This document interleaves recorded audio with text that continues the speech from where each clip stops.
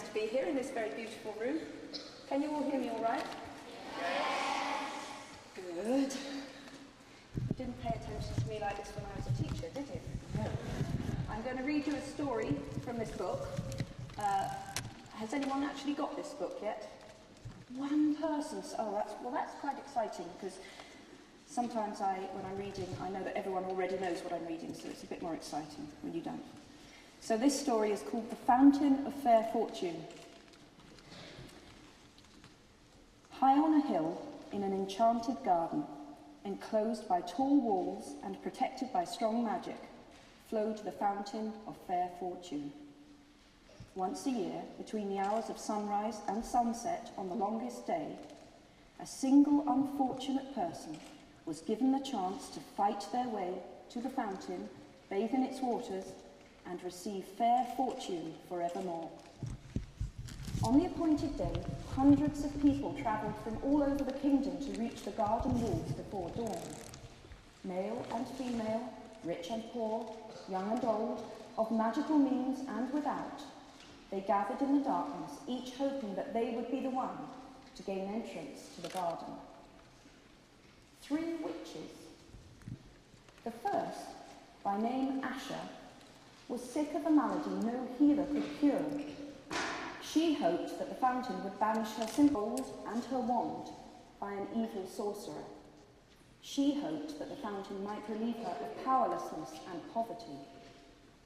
The third, by name Amata, had been deserted by a man whom she loved dearly, and she thought her heart would never mend. She hoped that the fountain would relieve her of her grief and her longing. Pitying each other, the 3 women agreed that should the chance befall them, they would unite and try to reach the fountain together. Hugged the 3 witches through the chink in the wall, and the knight was dragged off his horse after them. The furious screams of the disappointed throng rose upon the morning air, then fell silent as the garden walls sealed once more. Asher and Alfida were angry with Amata, who had accidentally brought along the knight. Only one can bathe in the fountain.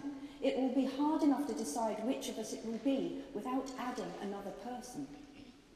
Now, Sir Luckless, as the knight was known in the land outside the walls, observed that these were witches, and, having no magic, nor any great skill at jousting or duelling with swords, nor anything that distinguished the non-magical man, was sure that he had no hope of beating the 3 women to the fountain.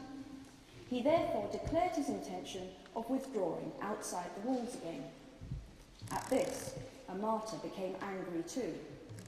"Faint heart," she chided him, "draw your sword, knight, and help us reach our goal." And so the 3 witches and the forlorn knight ventured forth into the enchanted garden, where rare herbs, fruit and flowers grew in abundance on either side of the sunlit paths. They met no obstacle until they reached the foot of the hill on which the fountain stood.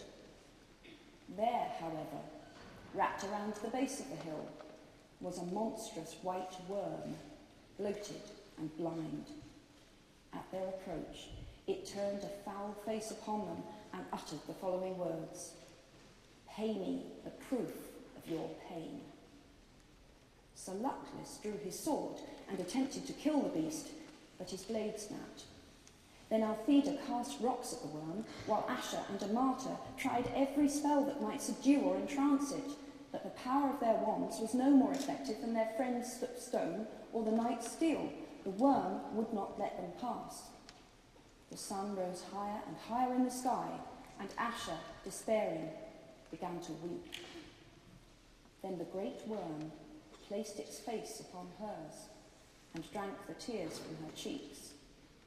Its thirst assuaged, the worm slithered aside and vanished into a hole in the ground.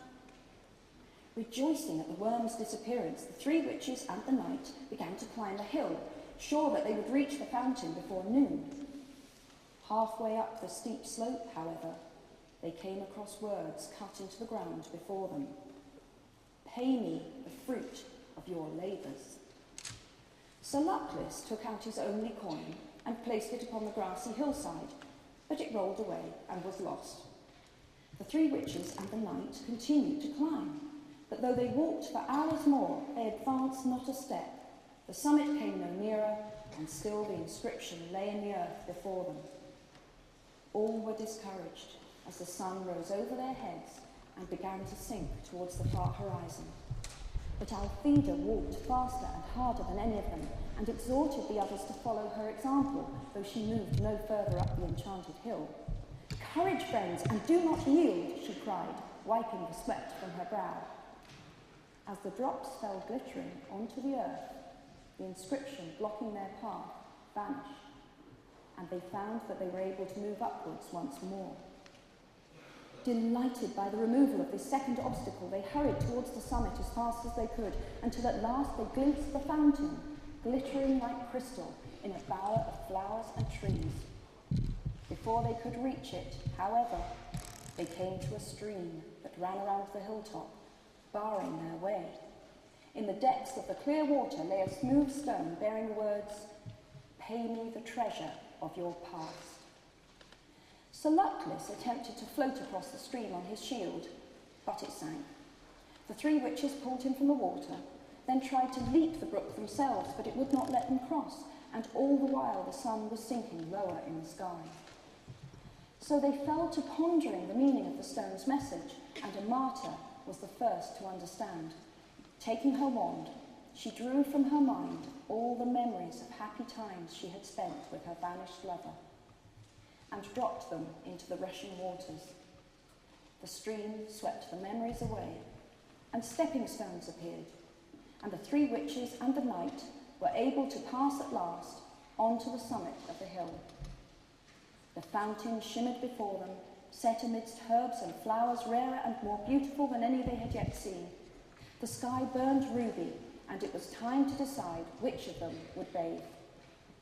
Before they could make their decision, however, frail Asher fell to the ground.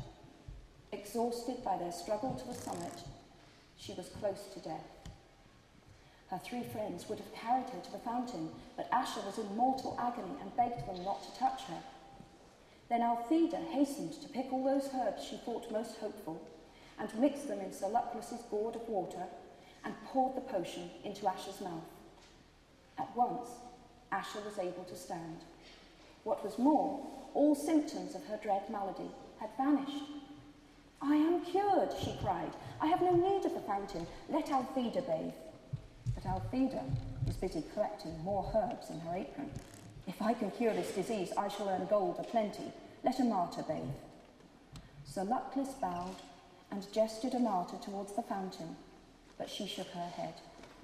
The stream had washed away all regret for her lover, and she saw now that he had been cruel and faithless, and that it was happiness enough to be rid of him. "Good sir, you must bathe, as a reward for all your chivalry," she told Sir Luckless. So the knight clanked forth in the last rays of the setting sun and bathed in the fountain of fair fortune, astonished that he was the chosen one of hundreds, and giddy with his incredible luck. As the sun fell below the horizon, Sir Luckless emerged from the waters with the glory of his triumph upon him, and flung himself in his rusted armour at the feet of Amata, who was the kindest and most beautiful woman he had ever beheld. Flushed with success, he begged for her hand and her heart, and Amata, no less delighted, realised that she had found a man worthy of them. The three witches and the knight set off down the hill together, arm in arm, and all four led long and happy lives, and none of them ever knew or suspected that the fountain's waters carried no enchantment at all.